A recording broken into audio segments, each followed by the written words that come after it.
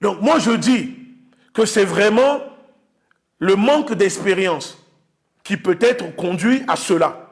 Alors si vous n'avez pas l'expérience, mais vous savez, on peut se former. Nous tous, on a commencé quelque part. Quand on a commencé, on faisait les choses mal, les gens nous critiquaient. Mais cela ne nous a pas découragés, au contraire. Cela a permis à ce que je puisse me dire, bon, les gens me critiquent parce que je ne suis pas prêt. Je veux me former pour l'être. Savoir comment débattre, comment répondre. Aller lire des bouquins, se documenter, s'instruire. Il y a tellement de choses. Si vous êtes engagé dans une lutte, il faut se former pour mieux comprendre et lire le monde dans sa réalité et dans sa globalité. Parce que la géopolitique, la géostratégie, c'est complexe. Quand on n'a pas la capacité, quand on ne se forme pas, on ne peut pas comprendre. Donc, s'il vous plaît, quand vous faites vos lives et que vous accusez, vous accusez, épargnez au moins ceux qui sont sur le terrain, d'accord, qui nous aident pour cette lutte, à qui vous envoyez de l'argent, pas pour aller tuer quelqu'un, non, juste peut-être pour acheter de l'eau à boire à X ou Y. Épargnez, évitez de venir dire cela publiquement quand ces personnes sont interpellées.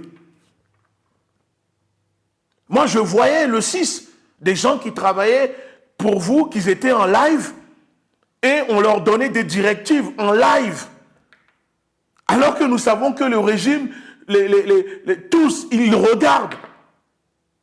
Et je me suis dit, mais ça se voit qu'il n'y a pas de stratégie derrière. Parce que comment des gens qui sont censés mener des opérations peuvent recevoir les consignes en live directement? Peut-être que vous avez cru que le 6, le régime allait tomber directement. Et je ne sais pas. Il y a des gens qui viennent, qui nous disent, mais ils sont où les membres de la LDNA, de la BRDP? Vous savez pourquoi on ne vous les montre pas? C'est pour éviter ces choses-là. Pourtant, ils étaient et ils sont sur le terrain. Mais c'est pour les protéger. C'est pour cette raison qu'on ne fait pas de live avec eux, on ne les montre pas, on ne dit rien. Moi, il y a des gens qui sont venus me dire que oui, il y a des soldats togolais arrêtés parce que ces personnes sont venues commenter mes trucs ou sont rentrées en relation avec moi. Je ne suis jamais venu prendre la parole pour dire si c'est vrai ou c'est faux. Vous savez pourquoi? Posez-vous la question pourquoi? Parce qu'ils sont arrêtés. Ce n'est pas parce qu'ils sont arrêtés que ça veut dire qu'ils sont jugés ou que c'est terminé. Donc je sais que c'est le régime qui utilise, qui veut prêcher du faux pour obtenir le vrai. Donc je ne vais pas venir confirmer pour dire oui, lui il a parlé avec moi, il a parlé avec nous, il a été arrêté. Non, moi je n'ai rien à dire. Je les laisse se démerder en faisant leur propre enquête. Mais ce n'est pas moi. Je ne vais pas venir crucifier des gens en disant oui c'est vrai, libérez-les, ils m'ont parlé, mais ils n'ont rien dit de mal, ils sont venus me... Non, je sais que même si je dis ça, je les condamne à mort. Donc, je préfère rester silencieux. J'aide beaucoup de familles de soldats togolais, malgré ce que font les soldats togolais, certains soldats. Mais jusqu'à présent, je continue d'aider ces familles parce qu'on s'est engagé. Il y a peut-être parmi eux des gens qui sont arrêtés qu'on aide, on aide leur famille. Mais jamais nous allons le dire, qu'on aide telle famille parce que son mari, son frère ou son enfant s'est fait arrêter parce qu'il est venu nous parler. Non, c'est donner raison au régime. C'est donner raison au régime. Donc il faut faire attention quand vous venez, vous allumez vos lives et vous faites des lives en révélant des choses, en s'accusant.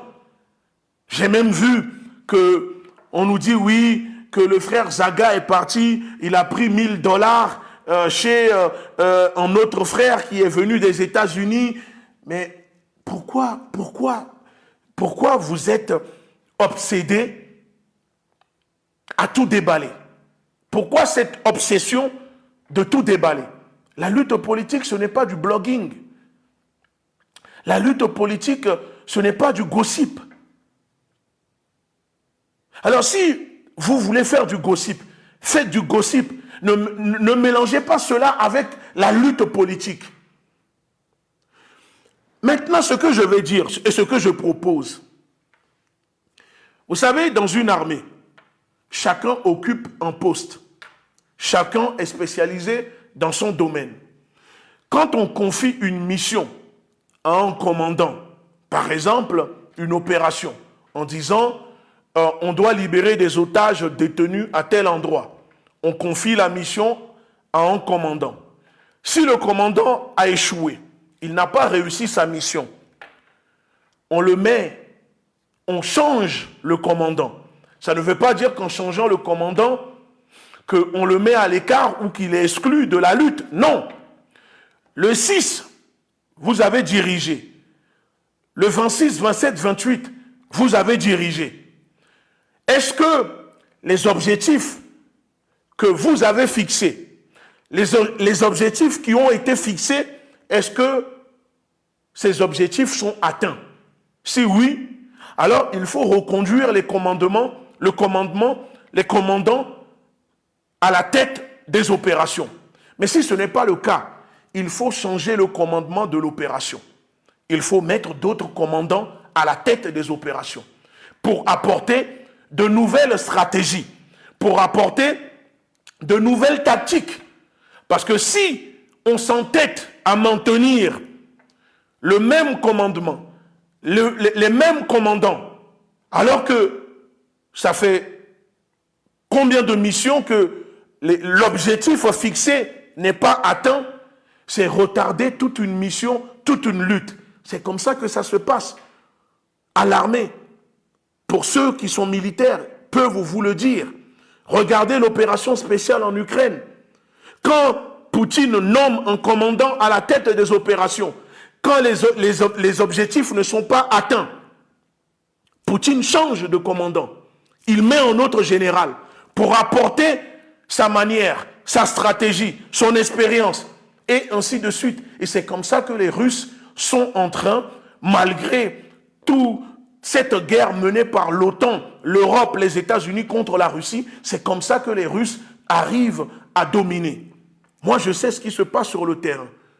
Je suis en Russie. Je vais dans le Donbass. Je vois ce qui se passe sur le Donbass. Je sais comment les Russes progressent. Donc, il faut que quand on est à la tête d'une armée et qu'on mène une guerre, quand un commandant applique une stratégie et que malheureusement cela ne donne pas les résultats nécessaires, il ne faut pas s'entêter. Il faut changer directement le commandant à la tête des opérations et mettre une autre personne pour mener les opérations. Et c'est comme ça que nous allons gagner. Le faire ne veut pas dire que vous n'êtes pas les propriétaires ou que ce n'est pas vous les leaders du M66. Non, parce que cette lutte, ce n'est pas une lutte privée. Ce n'est pas une lutte personnelle. Ce n'est pas une lutte pour votre petite personne. Non, c'est une lutte pour le peuple. Donc si, le 6, vous avez dirigé les opérations, les résultats escomptés, les résultats attendus ne sont pas là. Le 26, 27, 28, vous avez appliqué la même chose. Les résultats peut-être que le peuple espérait n'est pas là. Il faut changer la direction maintenant du commandement. Il faut mettre d'autres personnes pour apporter d'autres stratégies. Et pour ça, j'aimerais tellement vous dire que au sein de notre peuple, nous sommes là. Que ce soit la LDNA, que ce soit moi, la sœur Farida, le commandant Olivier Amand, il y a tellement de personnes aujourd'hui qui peuvent vous conduire les opérations. Et vous êtes là, vous maintenez la communication. Et on avance ensemble parce que ce qui compte, le résultat final, c'est le fait de gagner contre ce régime. C'est ça qui compte aujourd'hui. Donc si les stratégies que nous avons appliquées, que vous avez appliquées, le peuple a suivi, ne paye pas comme il faut, il ne faut pas reproduire la même chose le 16 et le 17 juillet.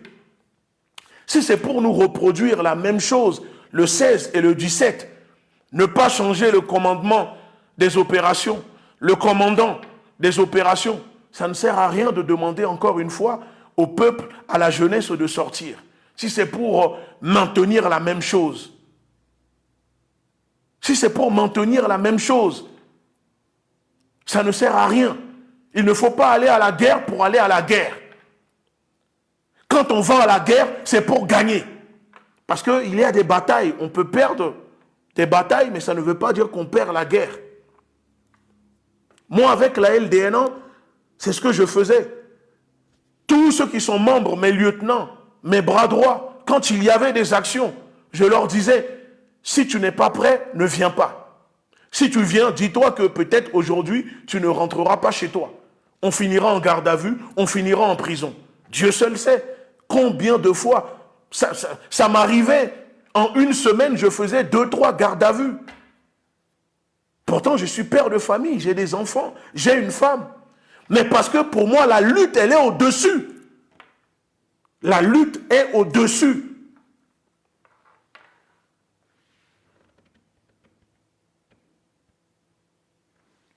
La lutte, vous comprenez?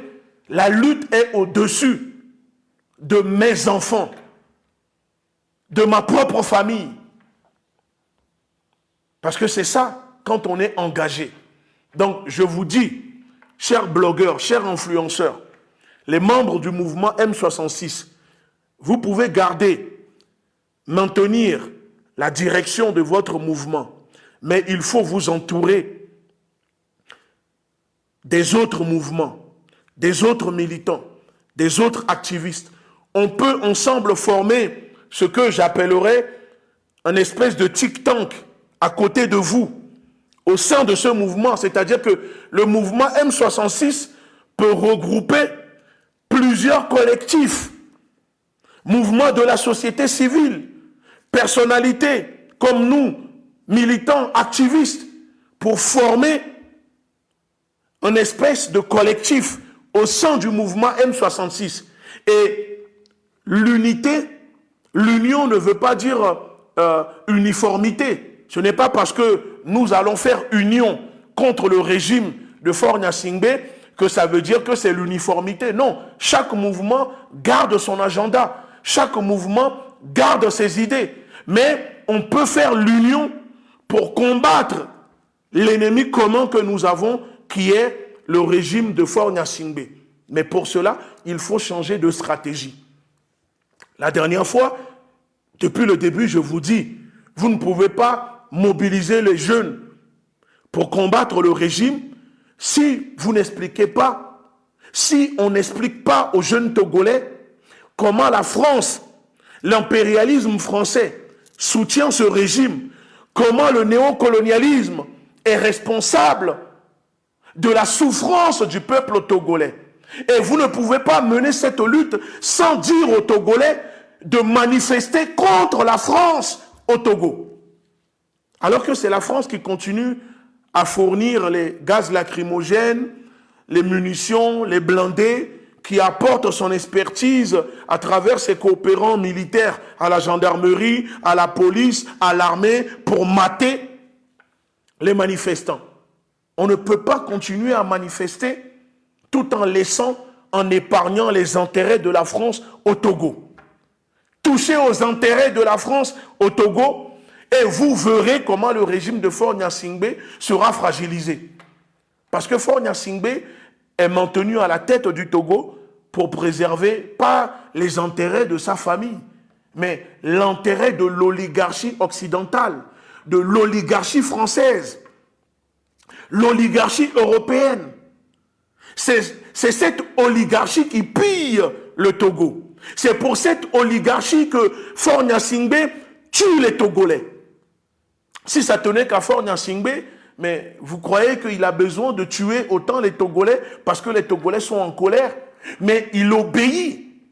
Il reçoit des ordres qu'il doit appliquer. Quand Faure Gnassingbé va faire de la médiation, nous on est à côté avec les Russes. On sait, quand on parle de médiation, on sait c'est quoi. Vous savez pourquoi Faure Gnassingbé, le régime togolais court pour faire de la médiation?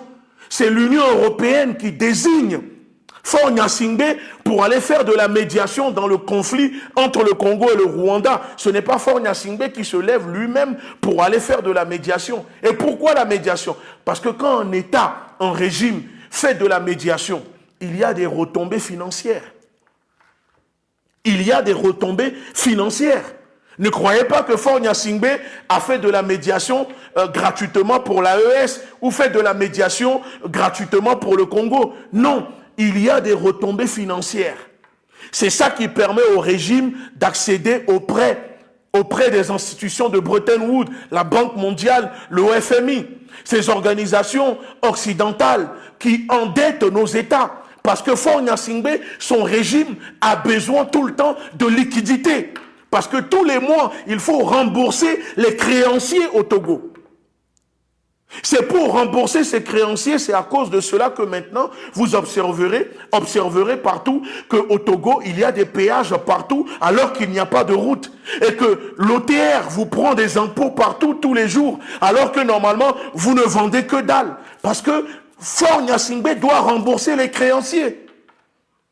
Et aujourd'hui, ce sont les créanciers qui ont pris possession de notre pays, de vos terres, de vos richesses.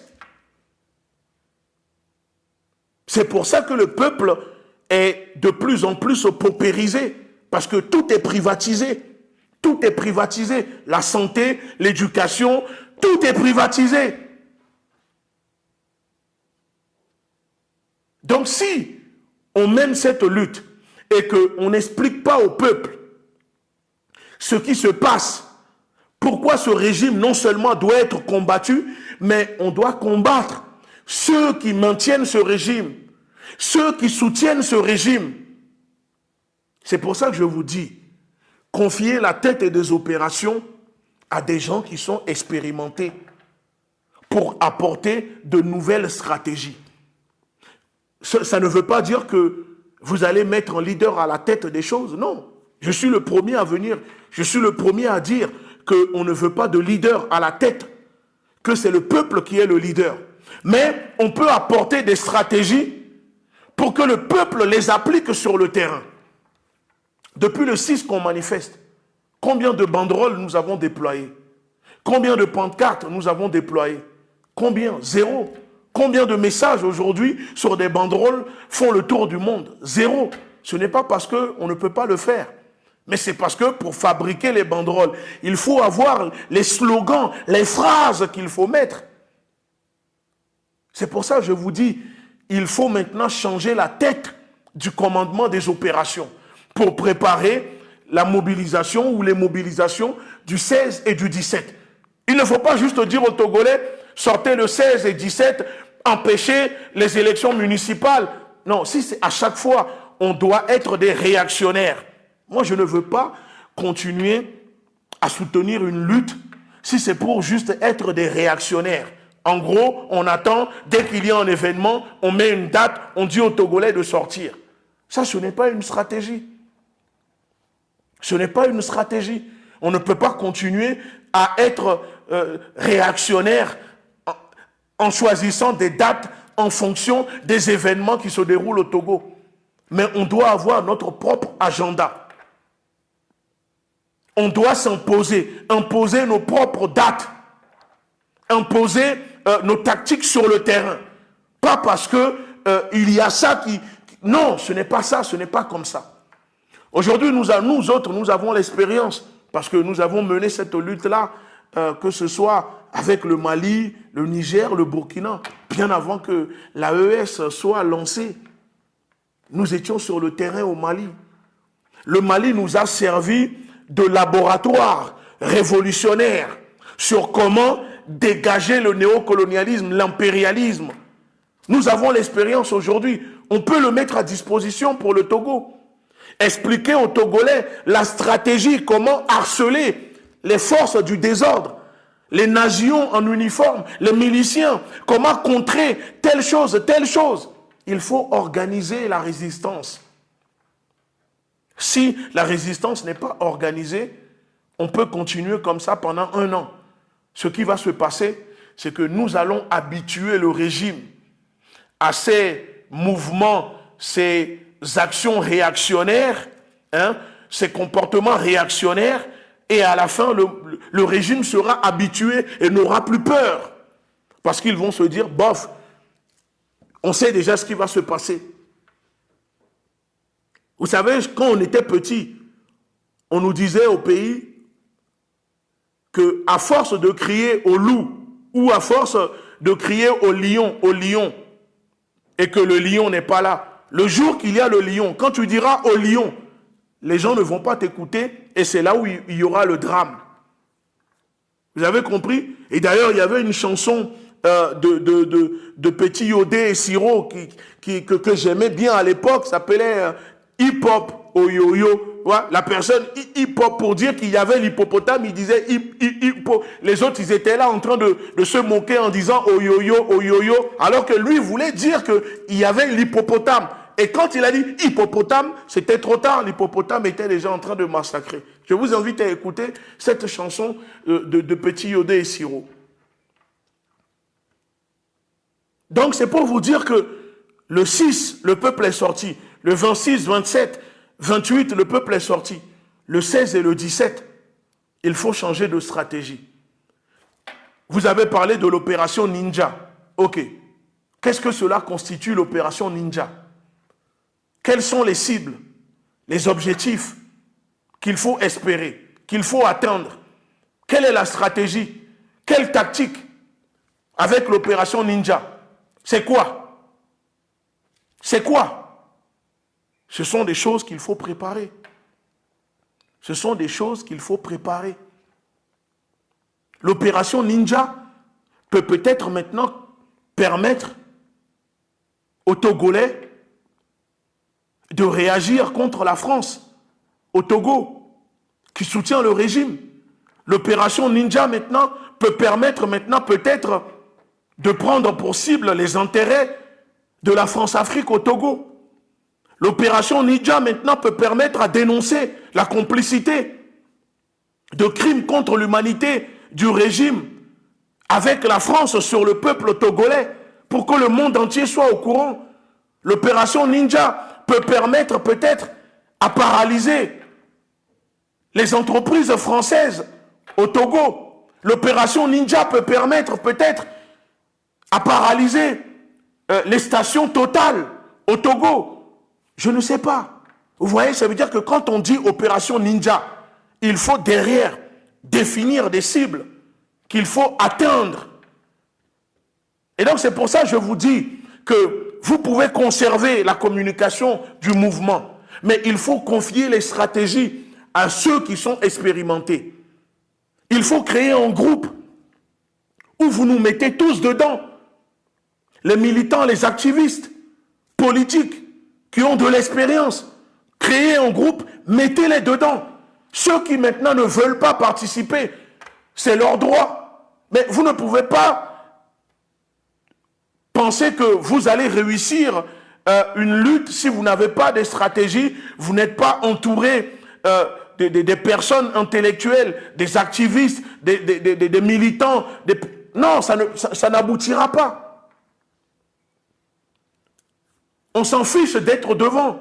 Mais on peut vous donner des stratégies, gérer des opérations qui porteront des fruits. Et c'est ça que le peuple veut. Donc le mouvement M66, le rôle de ce mouvement doit être ça. Créer un collectif autour et ensuite mettre en place des stratégies. Parce qu'aujourd'hui, c'est nous qui sommes accusés par des agents de communication payés par le régime pour faire croire aux populations de l'AES que nous sommes payés par la France pour renverser Faure Gnassingbé parce que Faure Gnassingbé serait ami de l'AES et que Faure Gnassingbé a mis en place le port du Togo pour l'AES. Mais combien parmi vous, au sein du mouvement M66, vous êtes venus sur les réseaux pour apporter des arguments politiques, idéologiques, pour démonter cette propagande que certaines personnes tentent de faire pour inonder, pour étouffer, démoraliser les Togolais? Très peu. Mais nous autres, nous le faisons. Que ce soit la sœur Farida, vous allez sur son Facebook, que ce soit moi à travers mes réseaux sociaux, on apporte des réponses calibrées politiquement à ces personnes. Parce que c'est ça, c'est notre terrain. C'est ça que nous maîtrisons. Mais si les choses ne se font pas coordonnées, ça ne sert à rien. Parce que c'est vous qui gérez la communication. Nous, on peut vous dire, regardez, telle personne vient de faire telle vidéo. La vidéo a fait tel nombre de vues. Reprenez la vidéo, répondez avec ça. Apportez ces éléments de langage. Répondez comme ça. Démontez cela. Vous savez, en termes de guerre hybride, de guerre informationnelle, nous avons l'expérience. C'est ça que nous avons fait contre la France, pour dégager la France du Sahel. Je sais comment fonctionne ce terrorisme informationnel, cette guerre cognitive que le régime, à travers ces vidéastes payés, essaye de mener contre ce mouvement. On peut vous apporter comment répondre. Mais si vous pensez que le fait peut-être de vous donner des conseils ou d'apporter des stratégies, cela vous empêche d'être ce que vous êtes, pas de problème. Mais à la fin, le peuple jugera, verra si vous avez apporté des résultats ou pas. Et encore une fois, c'est la lutte qui sera décrédibilisée, affaiblie. Et ce n'est pas l'objectif. Parce que peu importe les méthodes, peu importe nos différences, nous avons un objectif final. C'est la victoire, la libération de notre peuple. C'est ça qui compte. Donc c'est pour cette raison que je profite pour conclure en disant que j'ai vu aussi la sortie sur France 24 de notre compatriote Amron. Il y a des choses où je suis d'accord avec lui et il y a des choses où je ne suis pas d'accord. Mais vous ne m'avez pas vu venir prendre la parole pour lui dire non, il y a des choses où je ne suis pas d'accord. Mais il a le droit de penser ainsi, j'ai le droit de penser autrement. Je ne suis pas d'accord quand je vois qu'il essaye de dédouaner Faure Gnassingbé en disant que Faure Gnassingbé n'a pas donné les ordres pour qu'il soit torturé, pour qu'il soit arrêté. Il n'a pas donné les ordres, mais il est au courant. Alors s'il n'a pas donné les ordres, qu'est-ce qu'il a fait pour empêcher cela? Il n'a rien fait. Donc c'est lui qui donne les ordres. C'est lui qui donne les ordres. C'est encore grave de dire qu'il n'a pas donné les ordres que de dire qu'il a donné les ordres. Pour moi, c'est encore plus grave. Vous voyez, donc sur des choses comme ça, je ne suis pas d'accord avec lui. Mais il a le droit. Il a le droit de penser que Faure Gnassingbé n'a pas donné les ordres et que peut-être que maintenant, Faure Gnassingbé ne doit plus quitter et que Faure Gnassingbé doit juste peut-être changer. Mais nous, on a le droit aussi de dire non, que nous, on veut que Faure Gnassingbé quitte. C'est comme ça. Ça ne veut pas dire que notre frère Amron est devenu ennemi, un traître, etc., qu'il faut aller le vilipender, l'insulter, etc. Non, il ne faut pas le faire. Mais il faut apporter des arguments pour contredire ce qu'il dit, ses propos. Pas juste faire une vidéo, faire des commentaires pour l'insulter. Parce qu'il a quand même pris des risques. Il a quand même pris des risques. Et vous devez, ceux qui vivent au Togo, quand même, je suis quand même étonné de voir la réaction de certains qui critiquent, depuis que Amron a été libéré, qui critiquent la position, la posture adoptée par ce dernier. Mais prenez toutes les personnes arrêtées puis libérées par le régime et vous verrez que la posture change avant et après l'arrestation.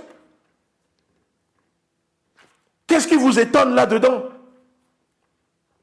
Peut-être que lui n'a plus, ou ne veut pas, ou ne peut plus dire exactement ce que vous avez envie d'entendre. Mais vous pouvez le dire. Il n'est pas obligé de tout faire. Il n'y a pas Cameroun au Togo. On peut arrêter une personne. Mais si vous êtes 10 000, 5 000, 6 000 à faire comme Amron, le régime va vous enfermer. Si demain 6 000 Togolais prennent leur téléphone depuis le Togo et disent les mêmes choses que Amron, vous pensez que 6 000 Togolais seront interpellés? Non, le système écrase. Quand le système sait qu'en face, il y a seulement une personne. Quand Amron avait pris la parole et quand il a été interpellé, qui au Togo a fait la même chose? Si 5 000 Togolais, quand Amron avait été interpellé, ont pris la parole pour faire la même chose, le régime allait tomber. Mais c'est parce qu'ils savent que pour envoyer un message fort, on attrape un, on le tabasse, on le torture, ensuite on le relâche et le reste du peuple est tétanisé. Le reste du peuple, c'est ça, c'est comme ça le système fonctionne. Donc aujourd'hui, Amron peut-être ne peut plus s'exprimer comme avant, mais ça ne doit pas être un crime ou un délit qu'on doit lui reprocher. Si lui maintenant ne peut plus s'exprimer comme avant, alors devenez tous des Amron au Togo. Allumez vos téléphones. Dites les choses. C'est vous qui subissez. C'est vous qui vivez cela.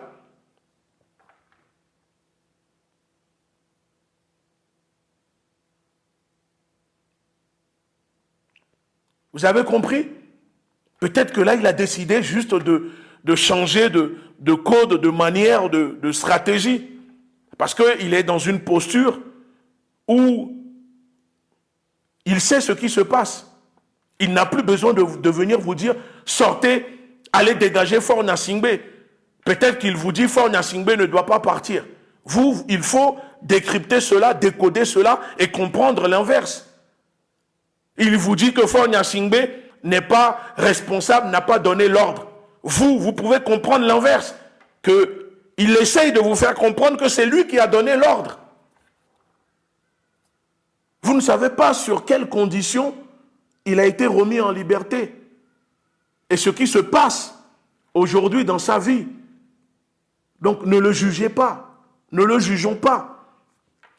Il a fait sa part. À vous, à nous de faire aussi notre part. Ne vous posez pas la question, qu'est-ce que Amron fait pour moi? Mais qu'est-ce que moi je fais pour Amron? Ou ne vous dites pas, qu'est-ce que le Togo fait pour moi? Mais qu'est-ce que moi je fais pour le Togo? C'est comme ça que nous allons arriver. Il ne faut pas encore demander plus à Amron. Il a fait sa part. Laissez-le se reposer. Laissez-le reprendre de l'énergie. Qu'il s'exprime après ou pas, qu'il reprend ou pas, ce n'est pas grave. Soyez reconnaissants de ce qu'il a fait. N'essayez pas de le détruire, de le faire passer pour ce qu'il n'est pas. Comme je vous dis, moi je ne suis pas d'accord de le voir, d'aller sur France 24.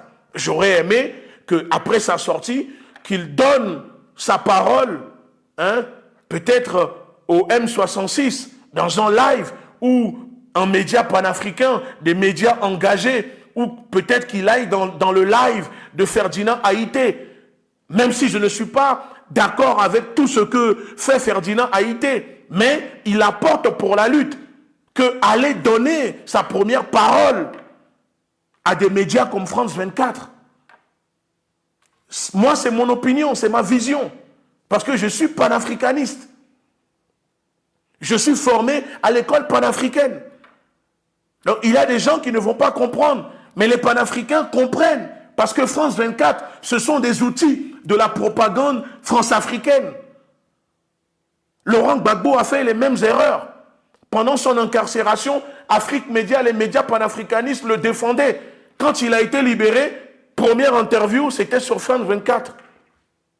Pourquoi? Alors qu'on a des médias. Donc c'est tout, moi c'est tout ce que je peux lui reprocher. Mais ça ne veut pas dire qu'il a trahi la lutte, non.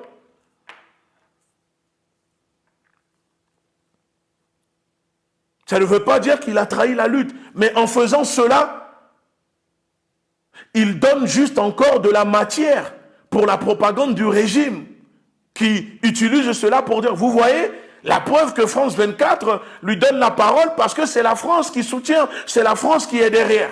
Et le régime ensuite utilise ça maintenant pour semer la discorde entre les personnes impliquées dans les mouvements. Je les vois en s'auto-accuser. Oui, lui, il travaille pour la France est en train de les récupérer. Oui, on veut créer un deuxième Amron bis.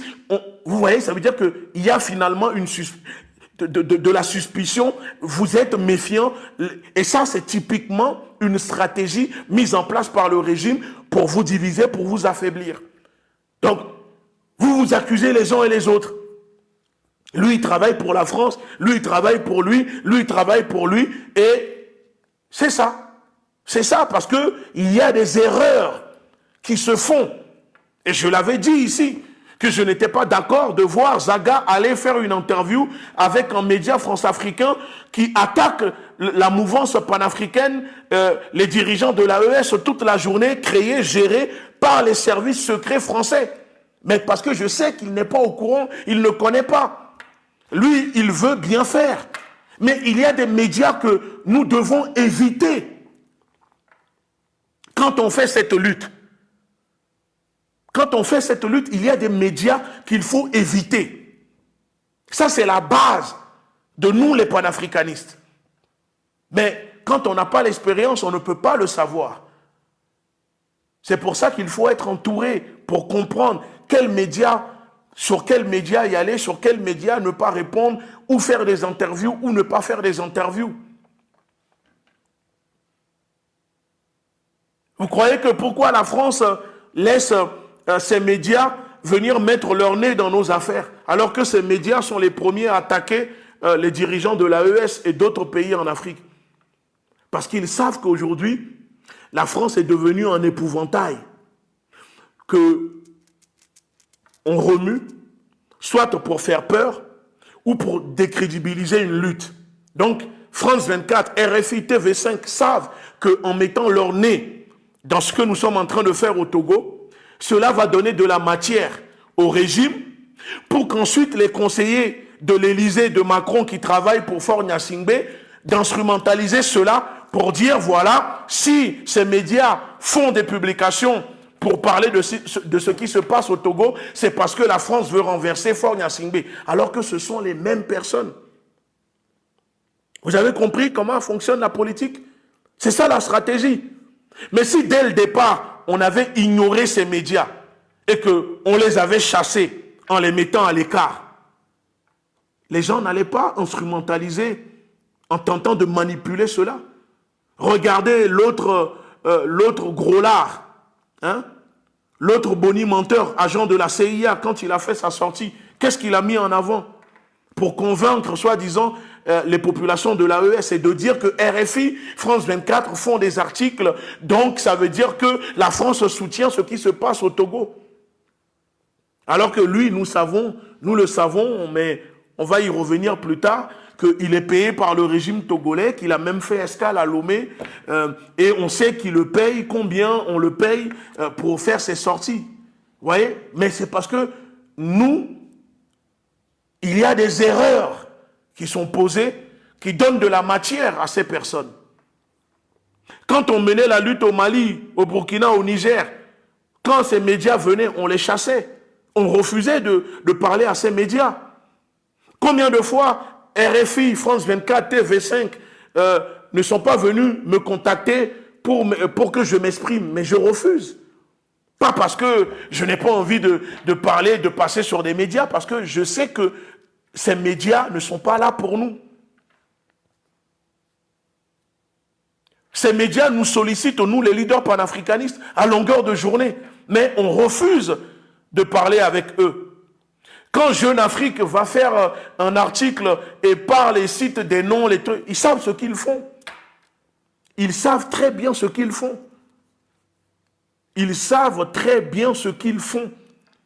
Ils ont reçu des consignes pour ça. C'est une façon de décrédibiliser ce que nous sommes en train de faire. Parce qu'ils savent qu'il y a des gens qui vont dire, instrumentaliser cela. Moi, ça me fait sourire, ça me fait rire. Et j'ai de la peine pour ceux qui pensent, qui disent que nous avons été payés par la DGSE pour renverser Faure Gnassingbé, que c'est la France qui nous soutient, alors que moi, là où je vous parle, moi je suis en exil. Là où je vous parle, je suis en exil. Je n'ai plus de passeport. Ça fait 1 an, je n'ai pas vu mes enfants. Je suis traqué par les services français. On est fiché, que ce soit moi, Nathalie, le frère Kémy Seba, que ce soit par les Américains. Je suis sous sanction de l'Union européenne. Je sais que les gens ne se rendent pas compte de ce que ça veut dire. Et il y a des gens qui vont jusqu'à dire, oui, que je me suis arrangé avec la France pour se faire sanctionner. Mais vous voyez, c'est pour vous dire qu'on entend tout, on lit tout, mais on ne répond pas à tout. Parce que c'est comme ça, c'est la politique, c'est de la manipulation, l'art de manipuler. Je vous invite à lire le livre de Freud, Comment manipuler l'opinion en démocratie. Quand vous n'avez pas de matière, de narratif à vendre au peuple pour les manipuler, il faut en créer pour manipuler. Donc des gens où nous sommes sanctionnés.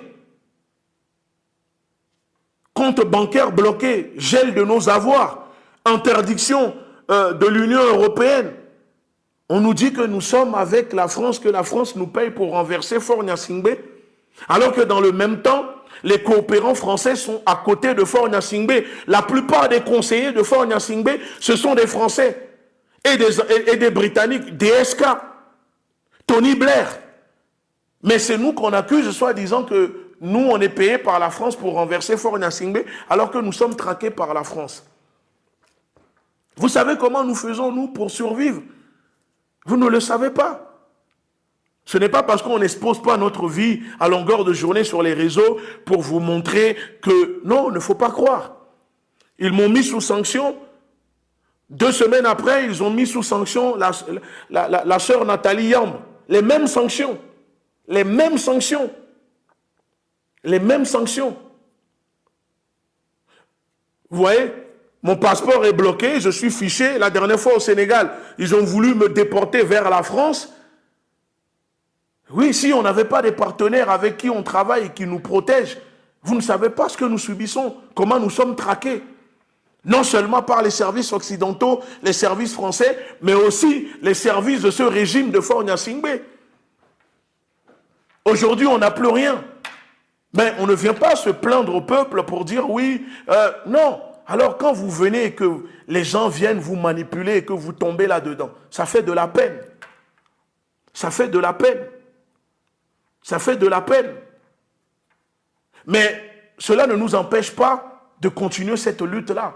Parce que ça fait des années que nous sommes dedans.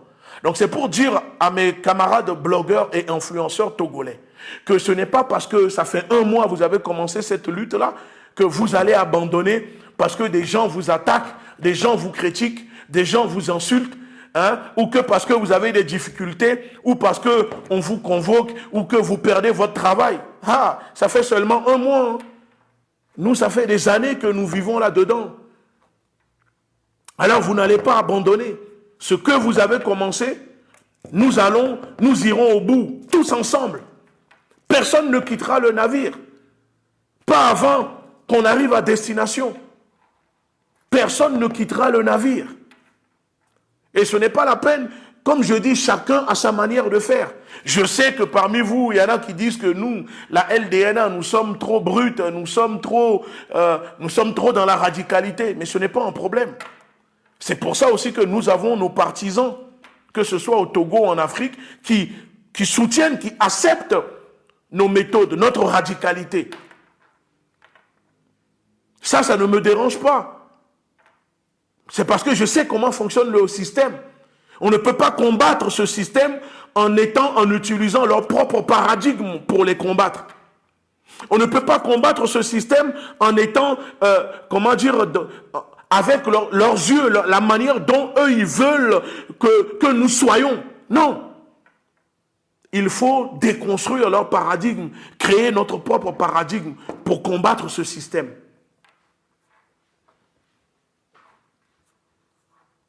Moi, j'ai rencontré des émissaires que le régime togolais m'avait envoyés à Paris, il y a 4 ans en arrière. J'ai rencontré des émissaires de ce régime. J'ai toujours les enregistrements. Et notre réponse a été catégorique. Notre réponse a été catégorique. Et c'est pour cette raison qu'ils ont commencé après à traquer nos militants. Et donc, on a décidé de les mettre en mode off. Parce que quand on a fait démanteler le réseau pédopornographique à Tchévier, c'est moi, c'est mon organisation qui a fait interpeller ce réseau, qui a démantelé ce réseau. Et qu'on avait compris que dans ce réseau, il y avait des personnes haut placées du régime qui livraient des jeunes garçons togolais à des yovos venus de la France, d'Europe au Togo. Qu'il y avait des personnes qui détenaient des associations, soi-disant, pour défendre des orphelins, des enfants, mais en réalité servaient à fournir des enfants à des pédophiles européens au Togo. Vous ne savez pas ce qui se passe au Togo. Vous vivez au Togo, mais il y a plein de choses qui vous échappent. Allez voir le communiqué à l'époque de la présidence du Togo, qui a fait un communiqué où ils ont essayé de récupérer, nous, notre lutte, en faisant comme si c'était eux qui ont démantelé ce réseau. Alors que quand on les appelait, ils ne voulaient pas à la base. Et ils nous ont cités dans le communiqué pour remercier notre organisation. Même les clébards de journalistes sur New World TV ont fait des émissions où ça parlait de nous, ça nous félicitait. Parce qu'ils ont cru qu'on allait après travailler avec eux. On allait servir leur propagande. Moi, j'ai dit non, je ne travaille pas pour un régime. Et je ne peux pas travailler pour ce régime qui massacre mon peuple. Je ne peux pas. Donc, les gens aujourd'hui, peut-être, qui ne nous connaissent pas, qui nous découvrent, on n'a pas commencé la lutte là aujourd'hui. Quand j'ai fait chasser Faure Gnassingbé de son hôtel à Paris, on a dit aux Togolais, venez. Quand on est parti, il n'y avait aucun Togolais. Il y avait une seule Togolaise qui est venue de Belgique, une guerrière qui est venue. Il y avait moi et mon équipe. Quand on s'est bagarré avec les gardes du corps de Faure Gnassingbé, en les poussant à quitter l'hôtel, quand on a mis des plaintes contre ces gardes du corps, à cause de ça, ces gardes du corps ne peuvent plus venir en France. Donc, il y a cette raison où il y a des Togolais qui veulent un changement, mais ils ne veulent pas s'engager. Depuis que les choses se déroulent le 6, avez-vous vu la diaspora togolaise lancer une action pour aller occuper l'ambassade de France?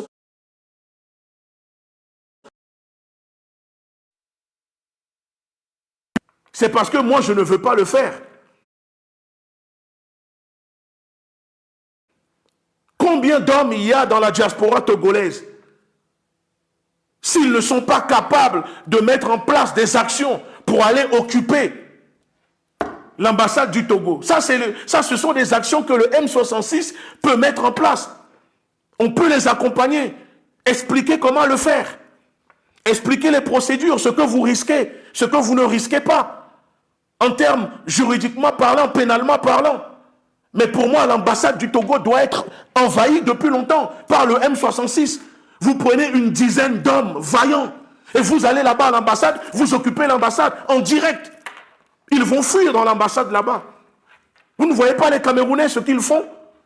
Pourquoi depuis on mobilise au Togo, mais la diaspora ne mène pas les actions?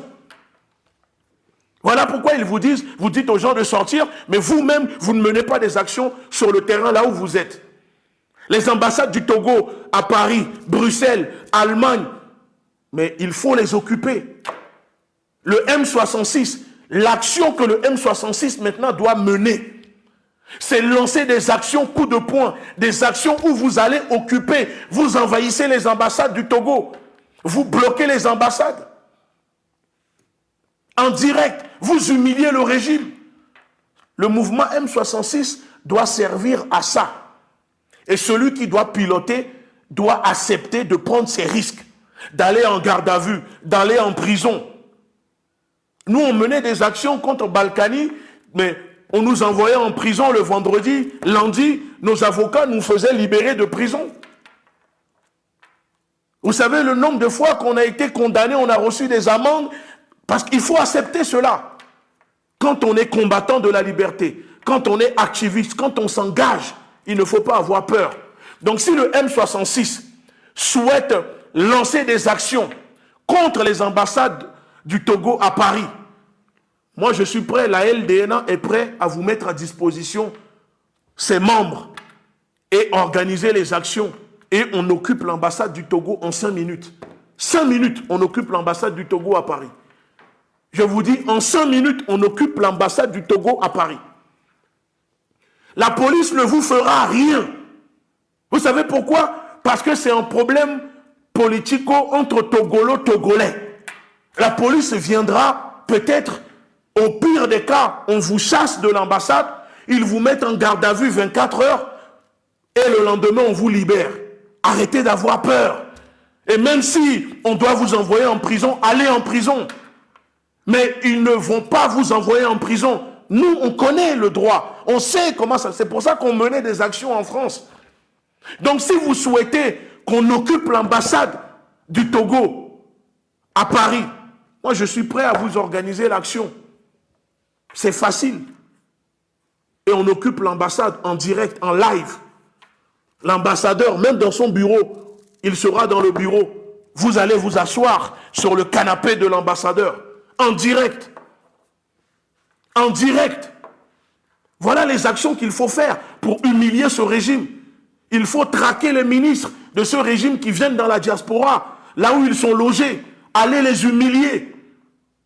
Mettez en place une action au sein du mouvement M66 de guerriers et de guerrières capables de se déplacer, d'aller en Allemagne, en Suisse, d'aller en Belgique pour mener des actions. Le M66 ne doit pas seulement exister sur les réseaux sociaux. C'est comme ça qu'on mène une guerre. Il faut maintenant transporter cette lutte. Vous transportez cette lutte du Togo et vous ramenez ça dans la diaspora. Et on met en place des actions.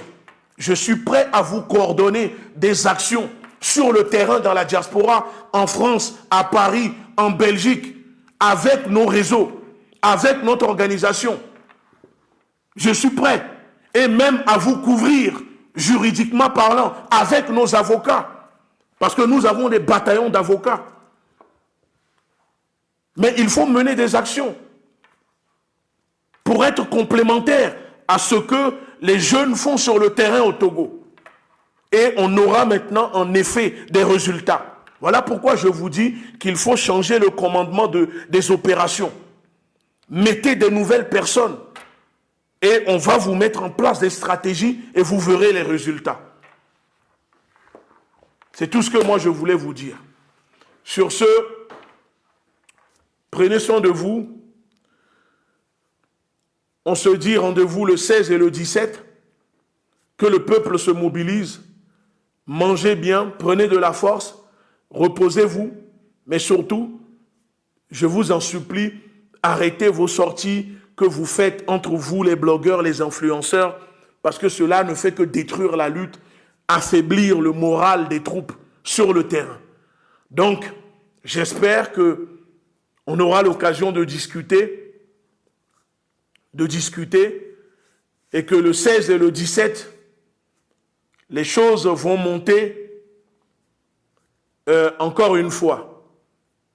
Pour ce qui concerne les agents perturbateurs du régime, vous pouvez publier ce que vous voulez, vous pouvez faire les montages, vous pouvez raconter ce que vous voulez. Moi, je n'ai pas le temps pour vous.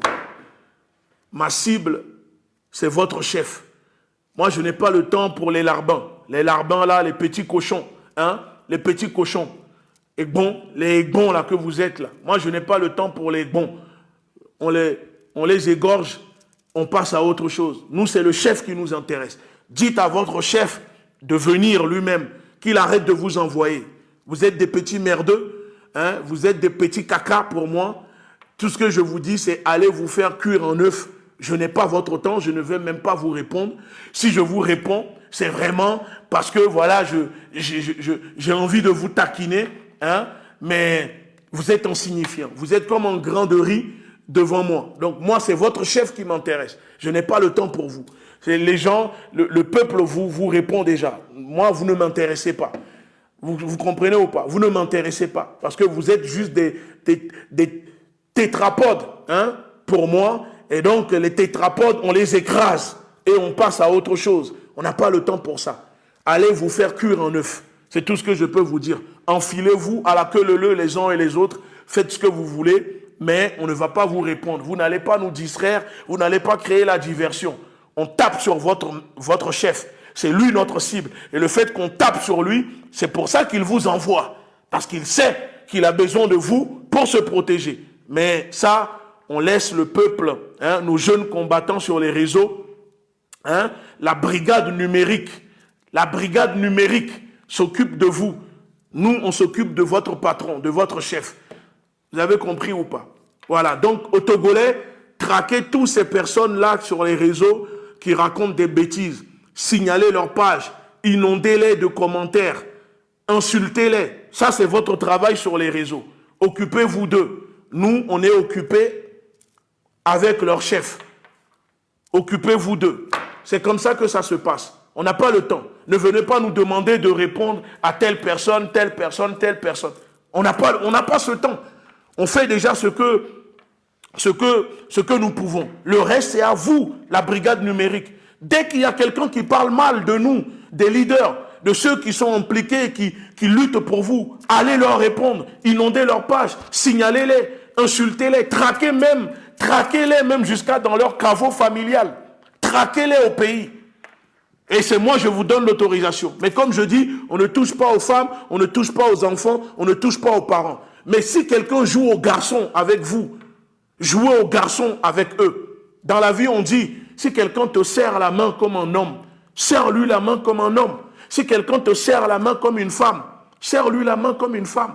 Voilà. Nous, on ne combat pas les tafioles. Hein. Les tafioles, là, ça ne nous intéresse pas. Vous êtes des tafioles, vous passez votre temps à faire vos petits montages, là. Ça, c'est des trucs de tafioles. Vous avez compris ou pas?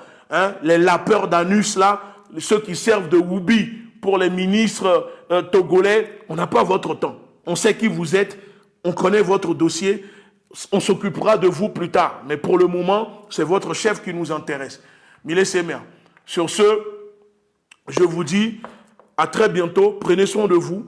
Continuez de soutenir vos blogueurs, les blogueurs influenceurs. Dites-leur de rester unis. Hein? Dites-leur de rester unis, de ne pas se démotiver. Non, personne n'a le droit d'abandonner. Nous avons, écoutez bien, nous avons le devoir de réussir. Nous avons le devoir de réussir au prix du sacrifice. Peu importe où vous êtes, que vous soyez au Togo, dans la diaspora, vous contribuez à la lutte. Même si c'est en faisant des commentaires, en partageant, en soutenant financièrement les cagnottes et les liens des organisations, des mouvements, vous participez à la lutte. N'écoutez pas les balivernes, les inepties de ceux qui sont en apoplexie. Vous savez, parce qu'en ce moment, le régime est tellement en apoplexie qu'ils viennent sur les réseaux sociaux. Ah, ben vous avez vu, venez sur les réseaux, pourquoi vous n'allez pas sur le terrain? Le terrain, on sait ce que c'est, mais vous n'avez pas le courage. Demandez aux services français, ils vous diront, c'est quoi la LDNA? Moi, je n'ai pas le temps de parler. Tu parles sur moi, si tu es à Paris, je t'envoie mes soldats. Ça, tout le monde le sait. Nous, on a toujours fonctionné comme ça. Tu parles sur moi. Si tu es en France, je t'envoie mes soldats. Ils vont venir te rendre visite. Nous, c'est à la racaille. C'est comme ça, c'est pour ça que beaucoup de gens ne nous aiment pas. On n'est pas dans vos mentalités, aînés, je ne sais pas quoi, aînés ou pas aînés. Si tu fais le fou, si tu es à Paris, en France, je t'envoie mes soldats. Ils vont venir te rendre visite. Demandez-leur, ils vous diront comment on fonctionne. La LDNA est une armée. Tu me manques de respect, tu fais le fou, on viendra te rendre visite. Si ce n'est pas moi-même, mes soldats viendront te rendre visite. Il y en a, ils ont essayé, ils savent comment nous on fonctionne. Ils le savent déjà. Donc moi j'assume comment ce que nous sommes. Tu nous cherches, on te rend visite. On n'a pas à discuter, on n'a pas le temps sur les réseaux. Donc ceux qui sont en France et qui veulent se mêler de nos histoires et qui font des publications, sachez-le que Si on sait qui vous êtes, je vous envoie mes soldats. Voilà. Et après, ça se passe comme à la cité. Vous savez, voilà, c'est ça, la mentalité, la racaille, comme vous dites, le wesh-wesh. Nous, c'est comme ça qu'on fonctionne à Paris. Donc, si vous faites les malins, je vous envoie mes soldats. Et ils vont le régler. Ils vont mettre juste 20 € d'essence dans la voiture. Ils vont mettre des gants. Et ils viendront vous rendre visite. 21 h, ça sonne chez vous. Et ils vont s'occuper de vous. Moi, je n'ai pas le temps pour brailler, répondre à des énergumènes. Non, non, non, non. Si ce n'est pas le cas, je vous mets des procédures judiciaires. Parce que, comme je dis, on a des avocats qui s'occupent que de ça. Voilà. Je vous mets une procédure judiciaire. On vous fait condamner. Je vous prends 5 000 €. Vous travaillez pour moi, vous me remboursez. Beaucoup ont essayé aujourd'hui. Même prononcer mon nom, ils ont du mal. C'est comme ça. Le dernier qui a voulu essayer au Togo, qui se disait influenceur, quand je l'ai fait ramener devant les juges là-bas au Togo, 60 millions de francs CFA de dédommagement, j'ai demandé. 60 millions. Il était en pleurs là-bas. Il faisait des lives tous les jours pour dire que oui, on veut l'arrêter. Parce qu'il a prononcé mon nom. Depuis, il a compris. Prononcer mon nom, il ne le fait plus. J'ai vu ces derniers temps qu'il a fait des sorties pour se mêler des histoires. Il dit aux gens que les militaires n'ont qu'à tuer les Togolais. Vous savez ce qu'on a fait? On n'a pas répondu, on a mis une plainte. On a mis une plainte parce qu'il a fait ses déclarations depuis Paris. Donc, on a chargé nos avocats de mettre des plaintes. Et je suis même étonné que ça, c'est des actions que le mouvement M66 peut faire. Tous ces Togolais qui sont dans la diaspora, qui résident en France, qui prennent leur téléphone, qui incitent à la haine, à la violence, contre les peuples, qui demandent qu'on tue les Togolais. Déposez des plaintes contre eux. Amenez-les devant la justice et vous allez les faire condamner. Je ne sais pas comment faire, venez nous voir. On vous donnera des conseils pour le faire. Et on vous aidera à les faire. C'est comme ça que ça se passe. Pour le reste, ne vous prenez pas la tête. D'accord? Ne vous prenez pas la tête. Je vous dis, 60 millions j'ai demandé de dédommagement. D'accord? Après, j'ai abandonné le dossier parce que, vas-y, on a discuté. Il a discuté avec les personnes que j'ai mis devant. Il a compris. Et voilà, c'est tout. Mais ce n'est pas quelqu'un que je connaissais. On ne se connaît pas. Donc, tu ne peux pas manquer de respect à des gens que tu ne connais pas. C'est pas comme ça se passe. C'est comme ça. Moi, je fonctionne comme ça. Tu es au Togo, tu me manques de respect. Soit je t'envoie des gens, parce que j'ai des soldats qui portent l'uniforme. Pour 10 000 francs, je peux les envoyer chez toi à la maison. Ce n'est pas un souci. Ils finissent leur travail, ils font un détour, ils viennent te rendre visite ou je t'envoie des convocations. Puisqu'apparemment, c'est ce qui vous fait peur. Donc, il n'y a pas de souci. Si vous faites les cons, vous recevrez des convocations. C'est tout ce que je peux vous dire. Allez, sur ce, bonne journée. À très bientôt. Ciao.